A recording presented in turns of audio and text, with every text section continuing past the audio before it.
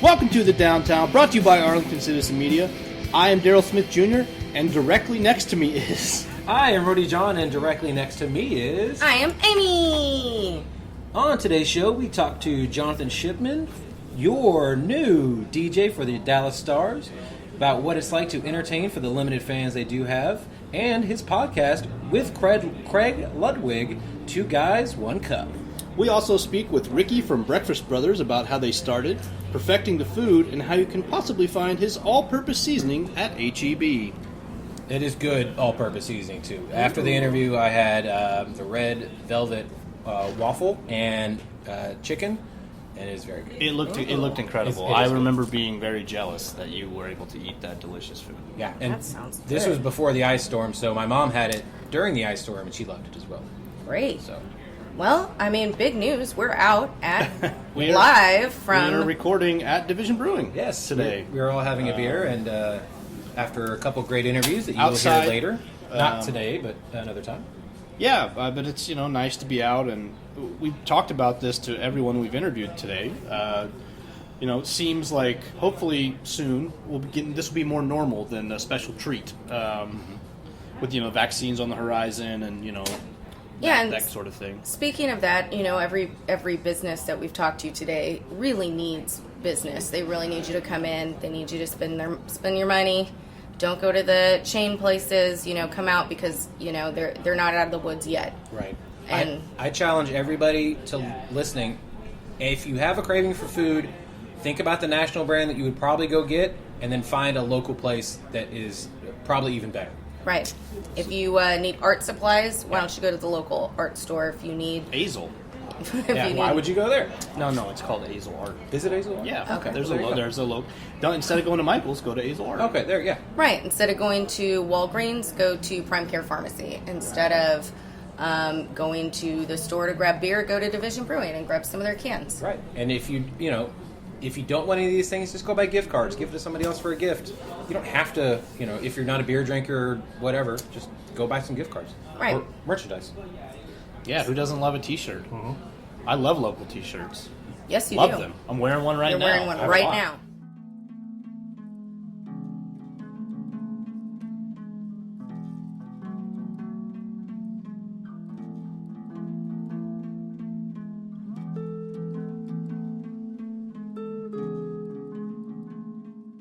I am here with Jonathan Shipman, the new music director for the Dallas Stars. How are you today, sir? I'm doing well. How are you doing today, man? I'm doing great. So the Dallas Stars has started a new season with 5,000 people in capacity for every game. The man who's hyping up the fans and players is called Shippy. For those who don't know, who is Shippy? That's a good question. I get a few different answers from a few different people. I got my start in sports radio.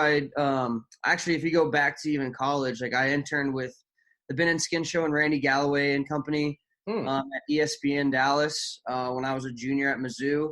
And then once I graduated in May of 2013 from University of Missouri, Ben and Skin had been moving from the ESPN over to the Fan. And so I sent a text to both Ben and Skin. I said, hey, I'm a college kid. If you got anything I can get my foot in the door, that'd be awesome. And they basically put my resume on my boss at the time's desk, and I got the job. And so I just started kind of hustling in sports radio, and I worked my way up.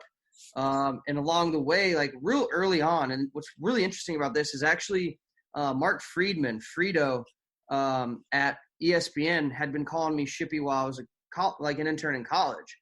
And so when I got to the Fan, I just sort of organically got the same name, but from different people. I don't know if they knew that they called me that or if it was a complete coincidence. It's still a mystery to me to this kind of weird. But I guess it just shows that, the name Shippy is what I'm supposed to go by. It's what literally everybody calls me now. Nice. And so I did 7 years. It wasn't prison. You did 7 years scratch, and I did 7 years in sports radio, talking debt contract. No, I worked at the Fan for 7 years, and it was awesome working there. And then back in about March, it was just kind of best for me to move on. And so, now here I am as the music director and DJ for the Dallas Stars. Yeah, it's crazy. So I happen to had been interning at 105.3 right before they switched over to the fan. So Oh, okay. yeah, so I was interning with a guy named Richard Hunter, which I believe. Oh, yeah. Yeah, he lives out in Las Vegas now. But the day, Yeah, he was part of that Lamar Odom story. oh, he's got a lot of good stories. Yeah, Yeah. that Yeah, I he bet. actually was married at the Bunny Ranch because him and Dennis Hoff were good friends. Oh, really? Dennis is also passed. So, but yeah, oh yeah, they go way back. But the day that we found out about them switching over to the fan happened to be the day that they switched over to the fan. So I just happened to contact the producer that day. I was like, "Hey, what's going on?" And they're like, "Yeah, they switched formats, and they did not keep Richard Hunter, which actually, in hindsight, is not a good idea because they didn't have any other MMA shows on there at the time, and he has and still does an absolutely great relationship with many UFC and Bellator, just MMA fighters around the country. So Yeah. they kind of dropped the ball on that one, but they were going after the Cowboys, and I get it. But It happens. I think everything happens for a reason. exactly. And I mean, Richard's now out in Vegas, doing his thing and has a podcast with Frank Mir, so he's not doing bad. Yeah, he's doing pretty good, I'd say. Yeah, I'd say so. So how did you become the newest music director of the Dallas Stars? So basically, about I guess it was in October of 2019. Michael Groobs, who was the previous music director and DJ of the Dallas Stars, he kind of brought it up to me like, hey, like, I've got an opportunity that I'm not allowed to talk about, but basically there's a really good chance I'm not going to be able to do this new opportunity and be the Dallas Stars DJ. And, this is something that I've known Groobs for a long time, ever since I first started in sports radio. We became friends really quickly because we're both like pretty similar people. And we became really good friends. And just over that time, we've just gotten to become better and better friends. And so he like basically told me like, hey, if this, he's like, there's no promises, but if this were the case, would you be interested in, be DJ for the Dallas Stars? And I was like, oh my God, yes. Like that's my favorite team growing up. Like I didn't miss a Stars game when I was a kid, whether it was at my parents' house, watching it with my whole family, or going over to my Nana's house where she'd, spoil me and get me fat with mint chocolate chip and chilies. We'd watch the Stars. So I've been watching the Stars ever since they came to Dallas, really. Like even my youngest memories of being 6, 7, 8. And when I was 9, I actually went to the Stars championship parade. Oh, wow. With my mom and my sister. Yeah. So it's really cool. And I was like dyeing my hair green and stuff every time they'd go to the playoffs. Like I'm a really big Stars fan and I've been that way for a long time. So I was like, dude, like, of course I would be interested in this. Like at the time I was like, I don't know if it's going to be able to work with sports radio. But, I was like, this is like my priority. I think this is what I need to do. Right. Because I'm a huge music guy too. Like I love all different types of music. So the fact that, I'm able to combine two of my biggest passions, my greatest passions between music and sports, specifically the Dallas Stars, is really, really cool. So basically after, a few months passed, he decided that, hey, I'm not going to be able to do both. It's not going to be fair for me to pick, whenever there's a Stars game the same day as a Rangers game. How are you going to pick which franchise you're going to work for? So basically he decided that wasn't, that probably wouldn't be fair to one of those teams. And, as he's told me since, he was like, well, once I figured out you were available, it just made too much sense to have you take over the Dallas Stars DJ gig. And then, he focused on his DJ duties with the Texas Rangers and also the audio engineer work he does at Fox Sports Southwest. Right. I mean, we had talked to Gruber on here before, and who's going to say no to taking that job? I mean, you're doing the DJ work next to a living legend like Chuck Morgan. Like, how are you going to say no? Yeah, and basically, so what's really cool about it is the Rangers to Groobs are what the Stars are to me in terms of, right. Like, he's already told me, he's like, I sat down and, just from the very first time, like, it just felt natural. It felt comfortable. And he said that even in his 7th season, he didn't really feel that comfortable with the Stars gig, not because he wasn't good at it or, he wasn't killing it or anything like that, but just because he doesn't know hockey the way that he knows baseball. Baseball has been his lifelong favorite sport. So, and hockey's been my lifelong favorite sport. So it just, it all worked. Like we said a second ago, or like I said a second ago, I think everything happens for a reason. And, it seems like this is definitely what was supposed to happen. Right. I mean, obviously, as you said, you're filling big shoes with Grube taking over Gruber's spot. Has he given you any tips or any pointers to kind of look out for?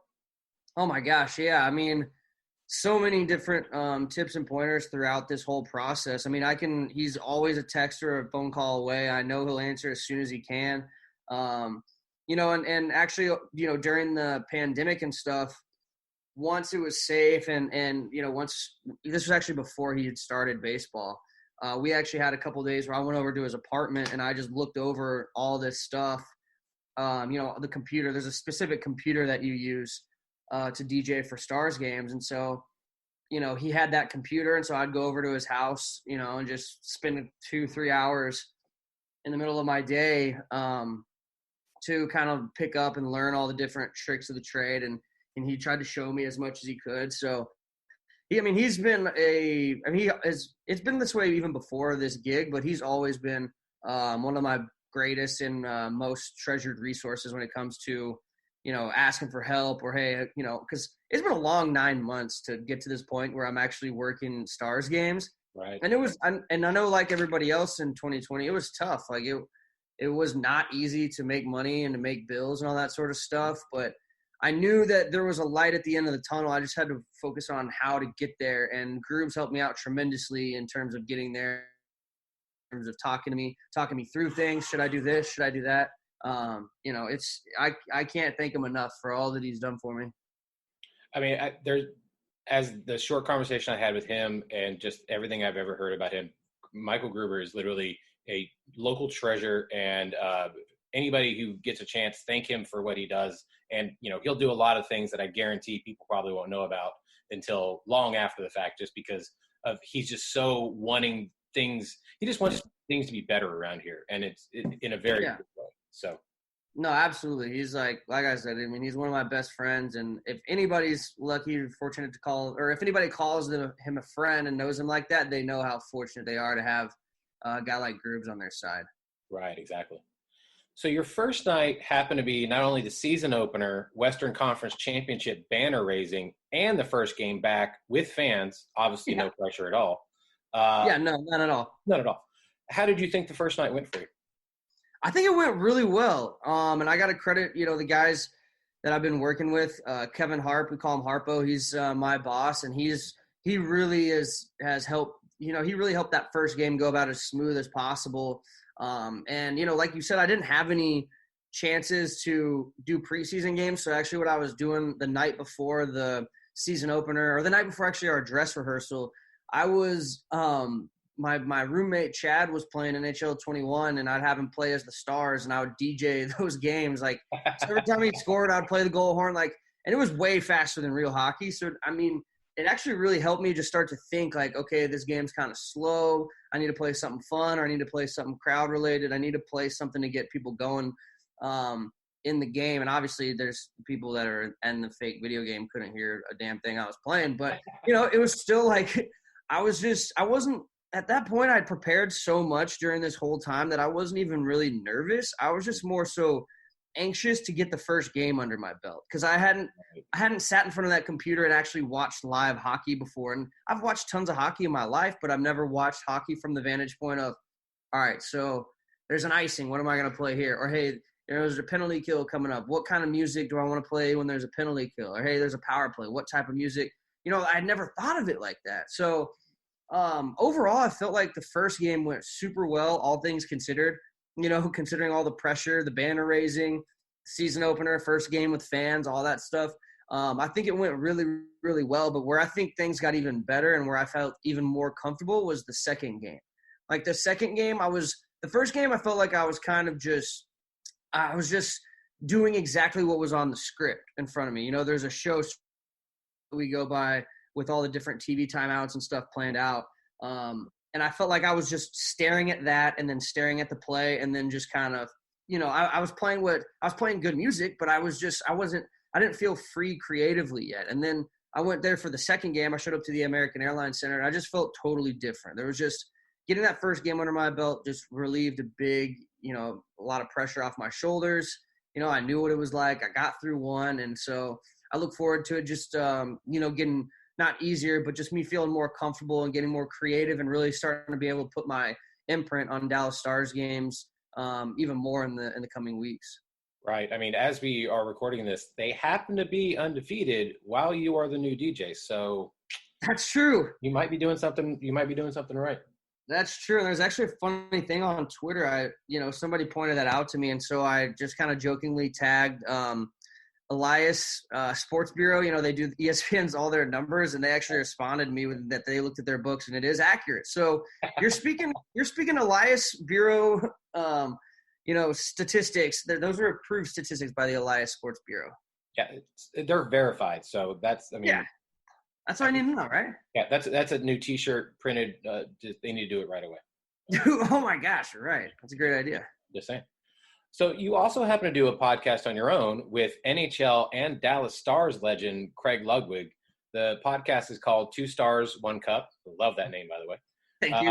That was me. How did the podcast come together, and what have you learned from Ludwig? Because that guy's just a wealth of information.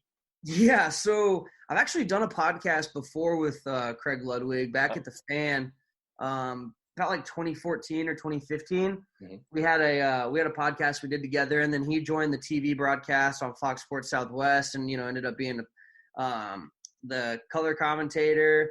When Dave Strader started to get sick, and so it got too hectic, and then during probably about 3 months ago or so, Isha and Dylan of the Hockey Podcast Network, a new hockey podcast network that they started in Vancouver, they reached out to me via email and just said, "Hey, we've listened to some of your podcasts. We really like your energy. We like your knowledge. Would you be interested in hosting our Dallas Stars podcast? We're willing to help you out and take care of."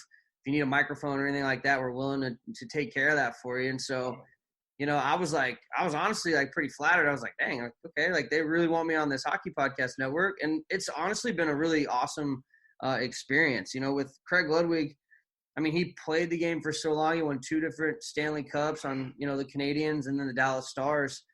For me, I throw in my 2 cents and stuff, but really I can just let Luds kind of just go.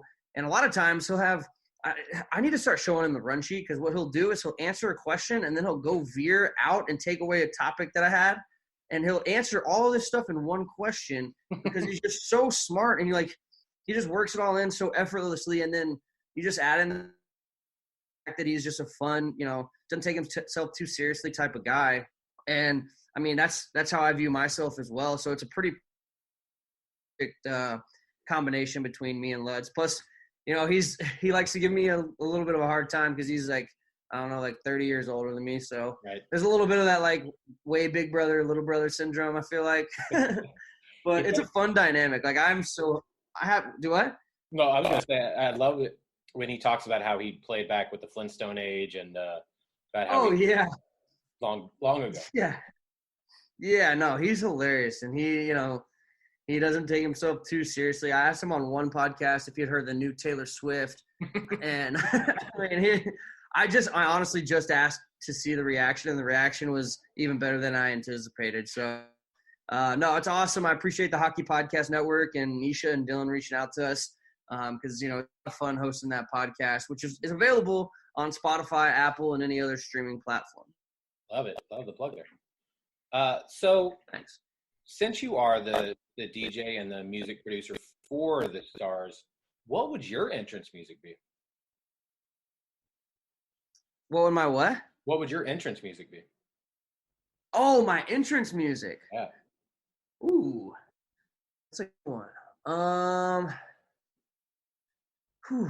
I think my entrance music would have to be. I feel like honestly, I'm a huge fan. One of my favorite songs ever is "Best Day Ever." Where he kind of talks about like no matter where he's at, find me with a smile. And I feel like I would go with that because I feel like that kind of I identify with that in terms of I think anytime anything bad happens, like I try to find the positives in it or at least make something positive out of it. or take something, even if it's a learning experience or just not making the same mistake twice or something like that. I kind of like adopted that philosophy with anything that I do. So I think we probably have to go with that, but I don't know if hype enough, like Right. I feel like I was thinking that too because it's a good message. Yeah, because like I'm a big pro wrestling fan. I'm also a big baseball guy. So I've always thought like, what would my interest music be? For funny, I would always say C is for cookie, just because I want to make people laugh. But I've always wanted it to be Sad But True by Metallica, because just the way the drums come in and then there's that pause and then you walk out and boom, it just gets the rest of the song. Now that you mentioned wrestling, though, I think I might have to make my entrance music AJ Styles entrance music. They don't want none. That one. I don't know the official name of it, but that's my favorite wrestler. I think it's AJ Styles is absolutely amazing, and what he's been able to do for as long as he's been able to do it continuously is just out of this world. He's literally phenomenal on every level. Yeah, absolutely. So we have a segment on the show called Tournament of Toppings. We're trying to find the best pizza place in Arlington. You may not come to Arlington much, but what is your favorite pizza place out in Dallas? Let's see. I need to come out to Arlington. I want to know what the best pizza spot is in Arlington for sure. So far, I'm a huge fan of Zalot. Yeah, I was gonna say Old School seems to be the most popular one out here. Old School pizza and sub. Okay. It's in this little house basically on UTA campus, but it's phenomenal. I'll have to come check it out sometime. Yeah, please do. But for Dallas, I think probably Zalot is my favorite. They've got a really good spicy sriracha ranch that comes with each of their pizzas. And I'm a huge fan of anything that's just the normal but just spicier. I'm always a fan of whatever the spicier. So always a spicy chicken sandwich over a regular chicken sandwich. Always a spicy sriracha ranch over just a regular ranch. So and the pizza's really good too. I'm selling the pizza short, but I know the sriracha ranch is what I really look forward to. I'm always like, yeah, can you throw a couple extras in there? Might put it in the fridge just in case I need it down the road or something. So yeah, I'd probably have to go with Zalot. And I go with I'm a big fan of the pepperoni and jalapeno pizza. Like I just said, I like everything with just a little spice. I love pepperoni pizza. And I was like, wait, I can get jalapenos too? So it's spicy and it's jalapenos? Okay. So that's my favorite pizza spot for sure. Okay, I'm going to check that place out the next time I'm out in Dallas. Yeah, do it. So if people want to follow you on social media and listen to the podcast, how can they do all of the above? Yeah, so I'm on Twitter at Shippy Fun Sports, and Shippy is spelled Shippy. On Instagram, I'm at Shippy Spins. That was a Instagram change or Instagram name change. And then my podcast, 2 Stars, 1 Cup, is on, like I said earlier, Spotify, Apple, and any other streaming service that you can find. I actually have my own podcast I'm bringing back soon, the I Love All of These Things podcast. When I was on the Ben and show, it kind of became a thing that every time that I voted for the Today game, and now when I call into the Ben and Skin show every day to vote on the Today game, I always start off with I love all of these things, and then I decided what the best thing was for that day, and I decided to make a podcast, and people were like, well, why don't you just name it after your catchphrase? And I was like, wow, that's genius. So I've got I haven't recorded an episode in a minute just because life's been kind of crazy. Stars gig and hockey podcast and everything else I got going on, but I do plan on firing that up. And it's also, and the old episodes are all available on the same platforms as 2 Stars, 1 Cup. That's fantastic. Shippy, I very much look forward to seeing you in action. I got to make it out to a Stars game this season since we're having fans again. And then, we got to. I'm in section 110. Come see me. What's that? I'm in section 110 if you want to come see me. Done. Yeah, anybody who goes out to a Stars game, go out to section 110. Tell them what's up. Tell them knuckle bump, safely, socially distant with a mask on, obviously. Yes. We do the elbow. Yeah, we'll do the elbow. Now. Yeah. Sanitize it up. Exactly. Well, we got to share some slices of za, and then we'll definitely talk again soon, sir.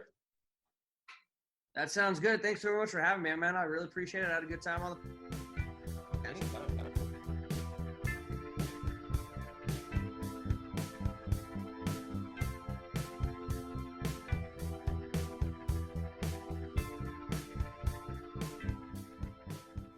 I'm here with Ricky from Breakfast Brothers. How are you today, sir? I'm doing pretty good. How about yourself? I'm doing well. Oh, thank you very much. Got some fresh coffee here. Get some fresh coffee. Yeah.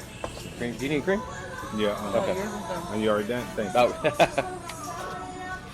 So, how did Breakfast Brothers start? Well, about 5 years ago, we had a gentleman's club that was called King of Diamonds in Dallas.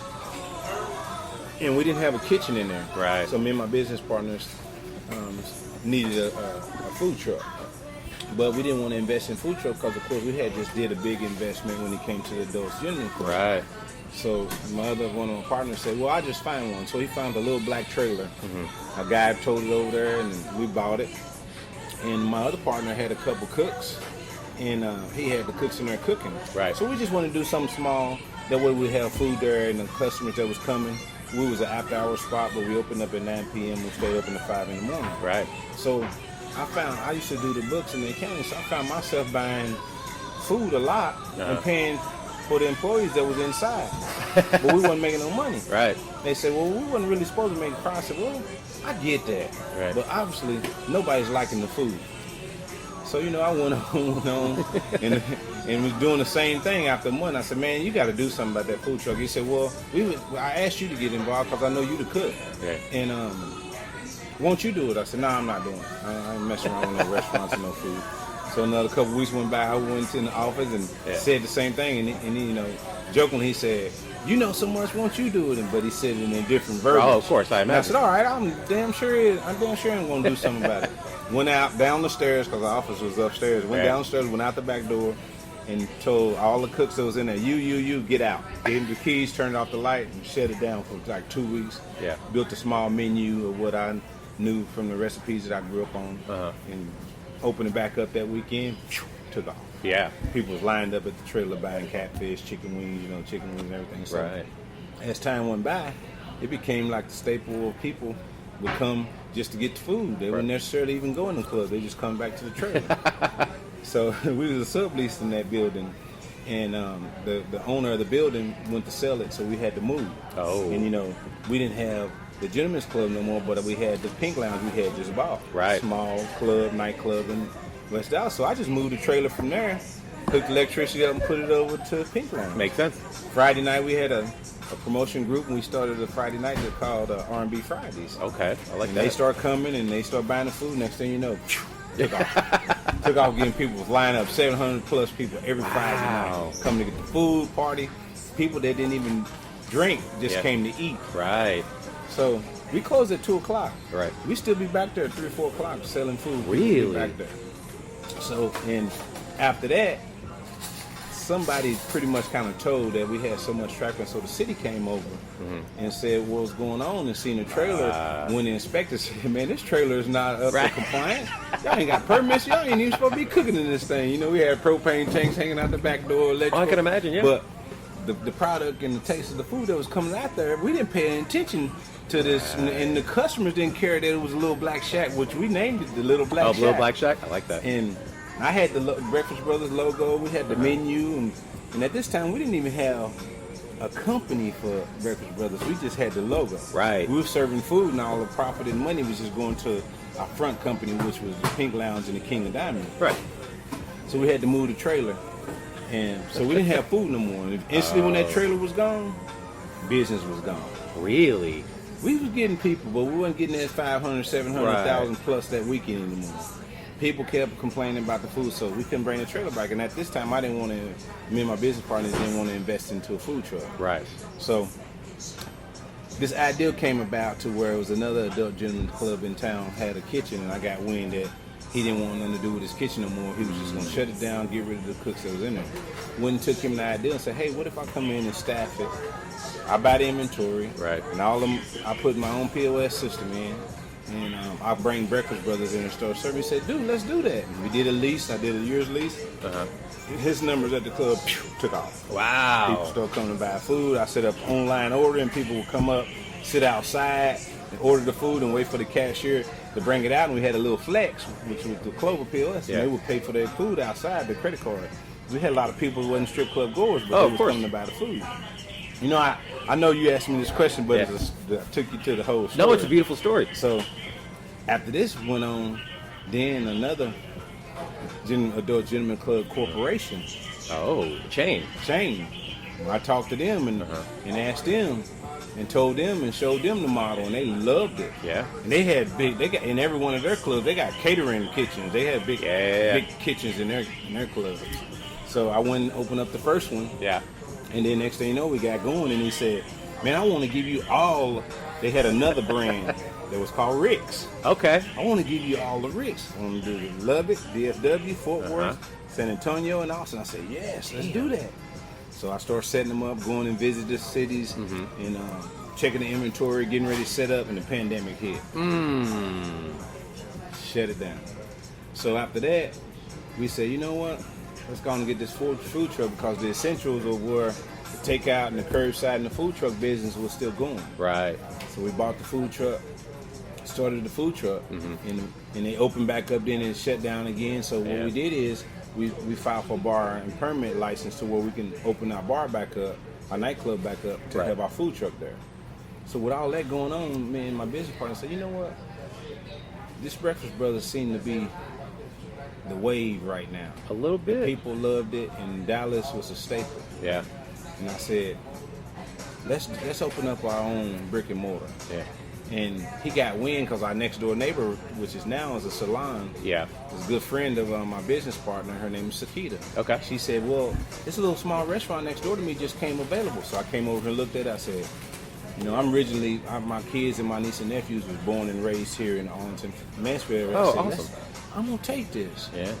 Went and got with the architect, and we said we wanted our vision is to have a franchise design to where we can put it anywhere in the city and people know it. Yep. This is Breakfast Brothers. This is the concept. When they see the sign, whether it's in Plano, Allen, Frisco, Dallas, if they see the sign, it's the same look, maybe bigger or smaller, and the taste of the food is still the same that they've been tasting since the Little Black Shack. Right. And so how did you, because inside here, like you said, if you put this anywhere else and you go inside, you're like, oh, this is Breakfast Brothers. Even if they didn't see the sign, they know this is the motif for Breakfast Brothers. How did this motif kind of come together? Well, I told we went with the big architect firm here in town, which is Jones and Baker. William Baker is one of the partners of that firm. And I told him, I said, look, we want it to be something that's inviting, the atmosphere, the vibe, and have a concept to where it's a franchise. Yeah. But I want you to take the logo and implement all the colors. And here's a picture of a food truck. So he did. If you look around throughout the restaurant, our logo got white, gray, black, and red. And our food truck, we implemented some yellow. Okay. So you got white, black, gray two-tone, black, red, and white checkers, and chairs for yellow. For yellow chairs. Okay. So the logo, the concept of the logo is all in one. Then if you look at our plates, when you get your food, the plates are red, white, and yellow. Ah, okay. Yeah, so tell us about the menu, because the menu, so obviously it started one way, and then once you had to get bigger, or you did get bigger, you had to grow it as well. So what were the staples, and then how did it grow from there? Well, the staples was catfish, chicken wings, French fries, baskets. Now, what do you do with your wings and catfish that other people probably don't? The thing is that I came up with a recipe, seasoning that's all put together. Right. And what I did is didn't messing around with it, because, like I said, I'm originally from Oklahoma City. My aunts, my grandmothers, my mom. I took every little piece of what they did, in the taste buds, and mixed it together. So my grandmother's good on catfish, my aunt's good on chicken wings. My other aunt was good with collard greens. My mom was good with catfish and chicken. So I put it all together, and I kept demonstrating with it. So then I finally got that niche and that taste. And then I get a chicken fry and a fish fry, and the mixtures of those with the all-purpose season that I came up with is where the taste came from. Which you also sell. Which we also sell. And I'm gonna tell you that story behind that. But that is I always wanted to come up with an addicting taste bud to where it makes you, it's repetitive. It makes you want to come back and get more and more. Right. And that's what I did. So the all-purpose seasons is the consistency of the taste. It's on the French fries, and the 3 special sauces for the wings that I made, in the collard greens and the vegetables, on our lobster meat when we do it. So the consistency of that is all-purpose seasons is in everything. Okay, I like that. And when I And what this came about, we had this logo. My business partner had the logo. Yeah. And everybody was like, man, why y'all call yourself the Breakfast Brothers? Y'all don't serve breakfast. I was like, no, but we the brothers and we the breakfast. If you want a breakfast, you want an egg, we'll do an egg. So, eventually I said if I get a restaurant, I'm going to put a gourmet breakfast on it. That way, the logo, what it's saying is implementing, it's the staple of it. So when I got in, I said I want to research. Because brunch, especially on Sunday mornings now, is a big thing. You got Saturday and Sunday. Sunday. You got places like First Watch, the Yoke, Biscuit Bar, Old West Bar. Cafe. I want to research all those places. Tipsy Oak is really, they got a really good one. Southern Eats has a Southern. So you bringing in some more things. So I want to research all these, and I said, what's the difference with us? And I tell you the difference with us and them. When 2 o'clock get here, either they're shutting down for good. Oh yeah. Or when 1 o'clock get here, they're shutting breakfast down and serving lunch and dinner. Right. Me, so what I did, I said, what if you can have breakfast at 6 p.m. At night, and if you feel like you want to come in at 7 a.m. and have a cheeseburger and a piece of catfish, you can. So I said, I'm going to open my menu all day, and you can have breakfast, lunch, and dinner. Genius. At any time of the day. Right. And that's where the whole Breakfast Brothers came in play. I put the gourmet breakfast stamp to it, and I also opened the full menu all day. That's smart. Because also, you get people that work night shift. And so their breakfast would be some people's dinner. That's why, like, in the mornings, because I work convenience stores. I sell wine during the day. So I'll go in the convenience stores, and people are buying beer because they're just getting off work. That's but right. you see some people just waking up, and they're like, how are you drinking already? It's like, nope. Yeah. Flip your schedule, and that's exactly that. But that's what you can do now. You can get breakfast for dinner. Plus, there's a lot of times breakfast for dinner is so good. Who doesn't want that? So, it is one more piece of this element that people don't know about yet. And What's that? I hadn't did it yet because we ain't got our beer and wine license yet. Yeah, because on your menu you do say that you've got craft beers, local beers, and you got wine. But yeah, This go is ahead. the concept behind that. So being on legal draft, I'm not a beer drinker. I'm not really a drinker that well, but when I do, I like sweet drinks. Okay. So I'm just gonna say, well, all my buddies say, man, you like the girly drinks, so I like the girly drinks. My friend's that way. He doesn't drink unless we're out of town, but when he does, it's girly drink. Drink. Long Island iced tea, he's a big fan. Legal Draft got a drink that's called Summer Recess. Oh man, it's delicious. They don't carry it no more, but if you know about it, you can ask for it, and they still have it. They still have but it. they're not making it no more, but they still have it if you ask for it. Okay, yeah. So I call it Summer Recess, and I loved it. So I knew Josh Hamilton was one of the sales reps over there. Right. And Wesley, he was another sales rep, but he was a sales rep for another company called Hop and Sting. Sting and Hop or whatever. Yeah, Hop and Sting in Grapevine. Yep. Grapevine. So I had this idea. To me, the most disgusting thing ever, people love, and is always the thing to a male event at their house: beer and pizza. Yep. Those two things together, I don't know. Budweiser and pepperoni is disgusting. But people like Budweiser to me is pretty gross. Yeah, So, people like yeah. it, beer and pizza. Yeah. So I said, what if I can come up with a beer that I can create with your meal that the taste buds are inviting instead of being disgusting and good, both are good. Right. So I started researching that, and Legal Draft and pretty much had it. So I got with Hop and Sting, and they had. So now when I get legalized, I'm gonna do a branding, and we're partnering up, and they have a red velvet beer, craft beer. Oh, do they? Yes, I they don't just think I've got had it. that one. Okay. So now, when I get ready to start doing my pictures and marketing and branding and cross promoting, Right. I got a red velvet beer with a red velvet waffle and chicken. So just say every time you go get a pancake or you get a waffle, you want extra maple syrup because you're a maple syrup lover. Yeah. But you drink beer too. Right. So now I got a maple beer, craft beer to match up with your pancakes or your waffle. I like that. Then you say, you know what? I like lemonade, but I'm a beer drinker too. So now I got a wheat craft beer that I mix with lemonade. Now, and it's called a Texas Sunrise. Now you can eat it with your early bird pancakes, bacon, over easy eggs or sunny side eggs. I like that. Then I got a fried lobster tail, and they got another beer that has a wheat taste to it that matches up with seafood. And that's what people don't understand. That's the reason why Hispanic restaurants, when you buy fajitas, they got the pineapple drink. I forget what they call it in the glass bottle. Oh, yeah. Those two combinations together is delicious. So that's why they have pineapple drinks in that at the same time. Right. And so those drinks is with real pure cane sugar, so that's the reason why they mash those things up Right. at the Mexican restaurant.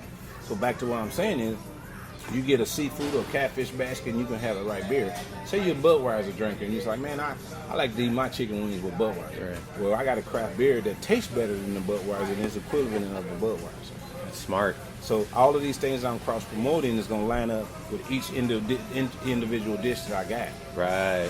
So with that being said, what I did is, and being that you're in the field of beer and wine, it was a long time, because I was married a long time, so I didn't really go to brunches. But when brunches got popular, we went to brunch and she wanted a mimosa, and I was like, what is that? I didn't know what a mimosa was. Oh, wow, okay. So when they brought it, it was orange juice with strawberries on it. I said, ooh, that looks delicious. The look was delicious, looking delicious. And I tried it, and it was disgusting. Yep. Dry, cheap champagne, with a good tasting orange juice that you just kill because they're clashing. So I said, so I researched that. I went to every brunch spot, drank that mimosa, and all of it was nasty.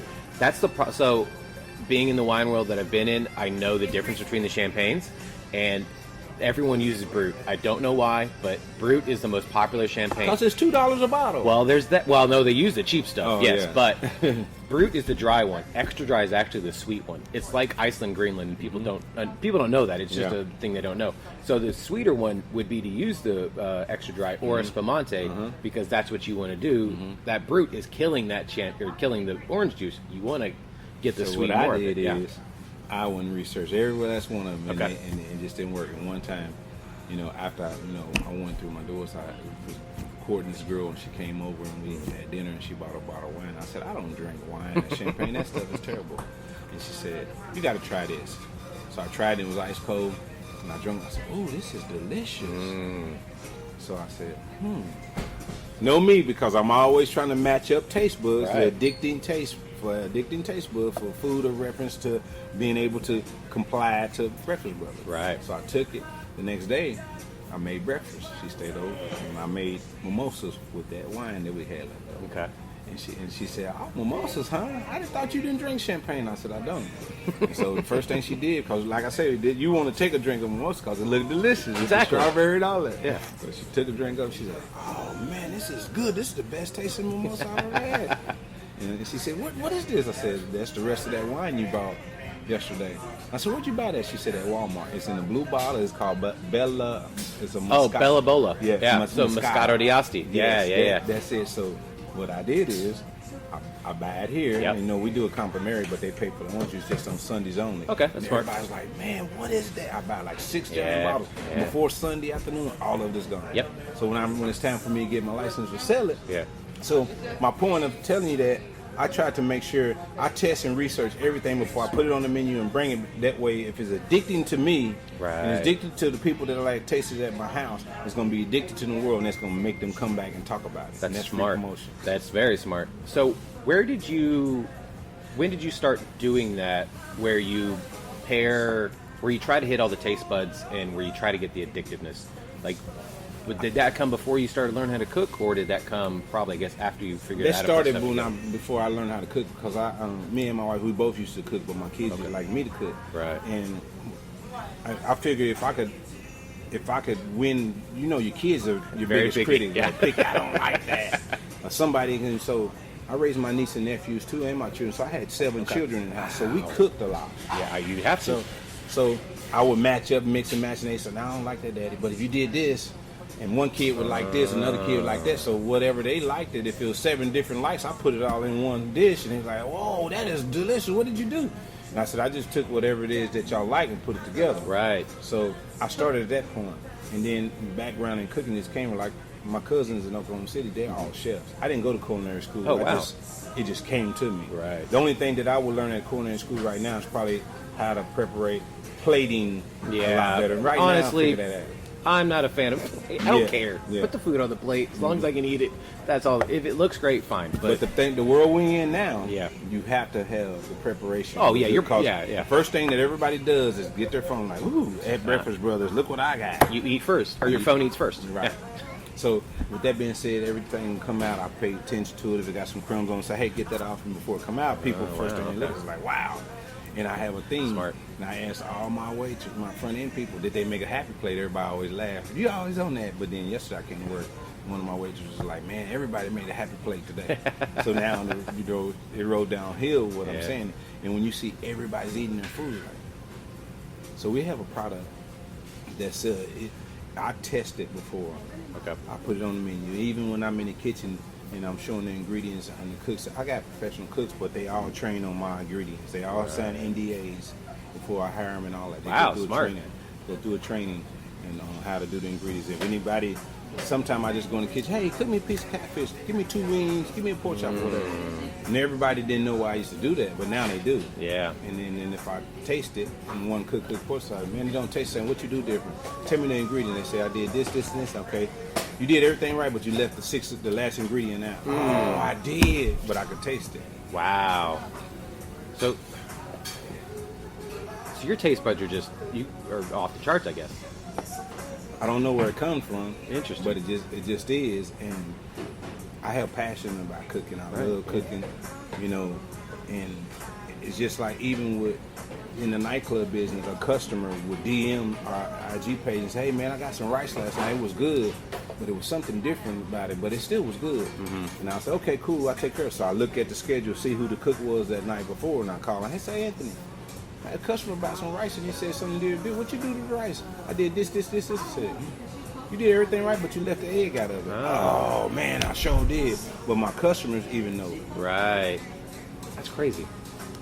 It's awesome that you're also able to not only figure out how to make all the taste buds happy, but then like just doing the different work, because that's what it is. It's just putting the reps in to make sure everything's perfect before you put it out to anybody else.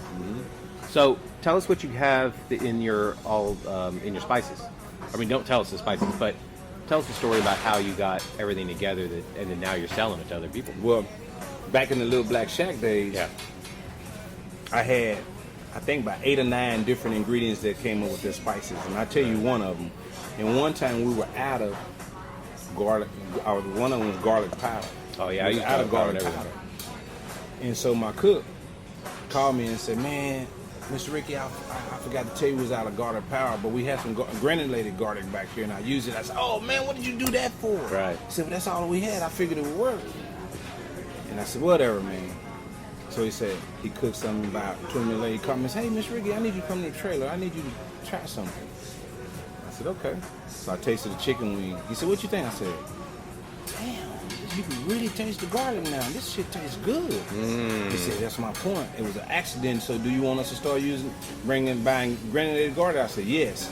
So that one mistake from the powder to the granulated was probably 3% what I needed. Right. To take it over to where after you get through eating, it's one of those after effect taste buds. Start buying these granulated garlic. Okay, It just took it over the top. Gotcha. So at this time, I didn't let nobody make the season. And when they were getting low, they would have to call me and I would have to make it. If I'm at home, I would make it at home. So I would keep all 9 ingredients in my cabinet at home. Right. And keep them on the trailer too. That way, if I'm in any place that they text me, I can make it right then and there. Smart. So I got to the point where that was becoming the house because that season was going like that. I was like, damn, I got to do something. So in the midst of us going to visit these Rick's Cabarets in San Antonio, on the way back, I said, man, I want some barbecue. Me, my GM, and one of my kitchen managers. I said, let's go Google some barbecue. So I Googled best barbecue. And it's a barbecue spot in a town outside of San Antonio, in between San Antonio and Georgetown. I forget the name of the barbecue spot. Yeah. So when we got there, they had... Is it a little old lady? Because I saw a Netflix barbecue special, and there was this like shack, basically. This little old lady... And I looked it up. I think it was in that area. No, it wasn't little. This was actually, unless she moved into a commercial look, but this was commercial. Okay, never mind. Commercial look. But the barbecue was amazing. But when we first got in there, I noticed they had their seasoning lined up on the deal. Right. That they make their own seasoning. I was like, man. Got the seasoning, looked at it, and it said manufactured in Maynard, Texas. Southern style recipes. And Maynard, Texas is in between San Antonio and Austin. Yeah. And I said, damn. So this was on a Saturday, so I said, I know they're not open. So I screenshotted it and Googled it on the way back on the highway, and Googled their website popped up, so I emailed them. And And Monday morning, a lady named Norma called me and said, I hear you interested. That company been in business since 1980 or whatever. Whoa, okay. And they grow and do their own. So this is fresh, Yeah. authentic seasoning. Yeah. I'm talking about this ain't seasoning that you buy at the bottle. So I found out the seasoning that you buy from the store, I won't say diluted, but it's almost kind of like when you work at the Coca-Cola plant, when they first come out the line, it's ice cold and it's that first protein, but by the time it sits in the warehouse and go to a store, it's flat. Yep. But it's not flat to us, it's still strong, but it's definitely flat. So she said I took longer to get my seasoning done than anybody that ever worked with in the years that she ever worked with. It took me 7 months. 7 months. She said, because I kept sending it back. No, that's not it. Too much pepper, too much this. So what I come to find out is their stuff was so fresh, so it was a high potent taste than what it was that I was making out of the 9 recipes that I was buying from the stores. Okay. So once I figured that out, I did a tutorial and say, okay, I do this, a half cup of this, cup of this, cup of that, and that's what comes up with this 1 liter. And then I sent her bags and marked it what I did in different names and shipped it to her. And then she said, okay, all I need to do is come off a third on each one of those because ours is stronger and see what comes over. Mine was good that I was making. People loved it. Yeah. Once we finally got the recipe down from their seasoning, it was amazing. Wow. So we finally got down, took us 7 months, and the owner and everybody was like so deprived of what it is, that how I took pride in to making sure it was perfect. Right. To where HEB, you heard of HEB? Oh, yeah. Chain stores, called them and said, we want, if you have any black-owned companies that you do seasoning for. They said, yeah, we got 4, but it's just one. We want to make sure that we send you. The Breakfast Brothers. Yeah. So around March or April, I was supposed to know if I got to choose, but I had to send them a mission statement, and one of my seasoning may get the point where it goes in all South Central Texas in HEB stores because me being that picky and that monopolist about how I wanted my seasoning. That's huge because HEB, for a lot of people that don't know, Austin and Waco, or Waco down, good luck finding any other grocery store because it is HEB all day. They're smart about the way they do business too, and so the fact that you guys were possibly going to be in HEB is massive. That congratulations, thank you. Just ahead of time, just for even getting in the door for that. Yeah, man, that's awesome. I didn't know that. Yeah. So you actually got the story first on the craft beer and on the high. Thank you very much for the exclusive. I appreciate that. Because I love craft beer. But I mean, there's at least 50 to 100 different ones here in the Metroplex alone, but also the Metroplex is growing so much that at some point, the border of Oklahoma is going to be North Texas somehow. I don't understand. It's just like, to me, people always say, man, I'm from Shreveport. Oh, you from Texas. That's Texas. Right. Shreveport, Louisiana is pretty much East Texas. But, hey, it's still Louisiana when you cross over. It's true. You can gamble there. You can't gamble here. So there's a big difference. So the theme of Brotherhood is very important to the business, obviously, with the name and everything. Then you also have pictures inside with famous brothers. How did that all come together? Was that part of the motif that you wanted to do? In the world, again, where we're at, in the social media world, a lot of the restaurants and a lot of the nightclubs and things, you see they have what you call selfie walls. Yeah. So people take a lot of selfies. And that's the reason why in our bathrooms, you look, we got selfie mirrors, and people have been in our bathrooms already doing selfie mirrors. Smart. So in the males and females. But the architect said we want to take one of the walls and make it a famous brothers wall, which you guys partners been in the middle. So they took our picture, which was the Breakfast Brothers, and ours is in color. It's in the front. Yeah, it's very cool. Yeah, you're sitting at a table and your brother's standing next to you. Right. And the rest of them are all famous brothers. Yeah. And whether they're sports, movie stars, or whatever they feel they come from, and that's what that is. It's the famous Brothers Wall. Yeah. And we're gonna have it at every location. Some of the walls will be bigger. This is a small location, so we picked these 2 walls right here to do it. Yeah, I noticed that because I never thought about Cuba Gooding Jr.'s brother, but he's up there too. And then obviously Charlie Murphy, which unfortunately we lost, and then Eddie Murphy. It's fantastic. And there's a lot of brothers on the wall that I didn't even know they had famous, that they were brothers. I was like, oh man, I didn't know they was brothers. Yeah, like the Wilson brothers are one of those, and then there's so many basketball ones I didn't even know they were brothers. Yeah. So I didn't know. This is where how crazy it was. Steph Curry, I didn't know he had a brother that was even in the NBA too. At the same time. Yeah. The other Curry brothers. So. I think I happened to know that, and I was like, ooh, it must be sad because your brother's Steph Curry. Unheard of, because Steph Curry is doing so much fantastic thing that his brother is just in the shadow. Right. He gets a touch trophy at like Christmas and Thanksgiving and stuff, but good luck to actually holding it himself. Okay, so we talked about pizza earlier. We actually have a segment on the show called Terminative Toppings. We're trying to find the best pizza. Do you have a favorite pizza place? Oh, I love my favorite pizza place. Actually, I moved here in, I think, 94 from Oklahoma City. Okay. When I moved here, I moved in Irving. And at one particular time, they had one pizza spot, which was across the street from, at the time when my kids got into high school, across the street from my kids' high school in MacArthur High School. Okay. And it was called, everybody called it I-Fatellis. That's because it's how it's spelled, but it's pronounced E-Fatellis. Yeah.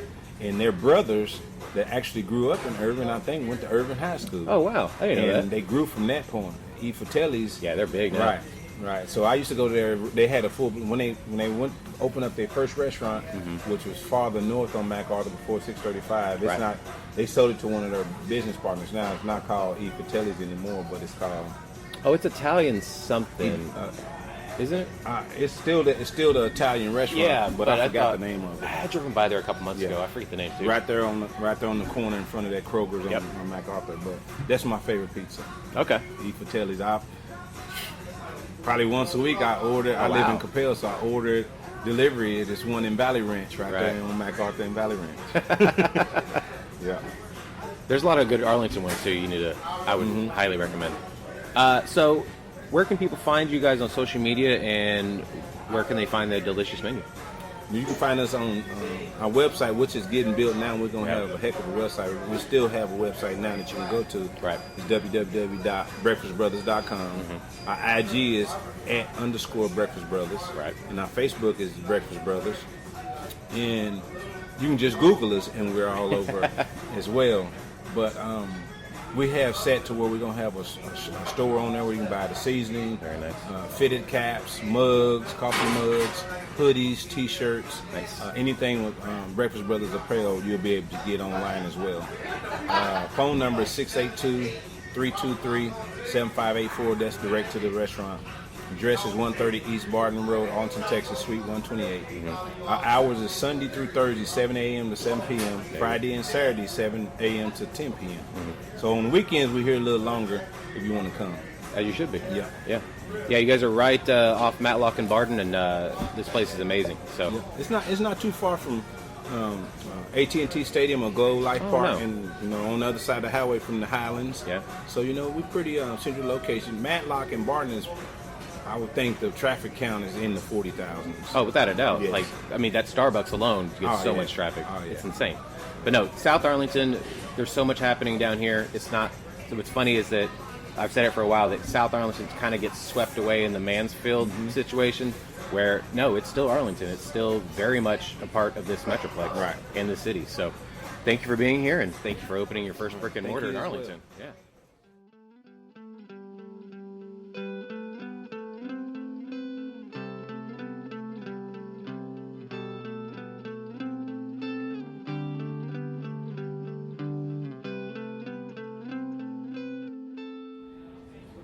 All right, thank you so much to our guests, Jonathan Shipman, and of course, go check out Breakfast Brothers. Yes. I imagine it's delicious. I can't wait to try it. I'm still jealous, Rhodey.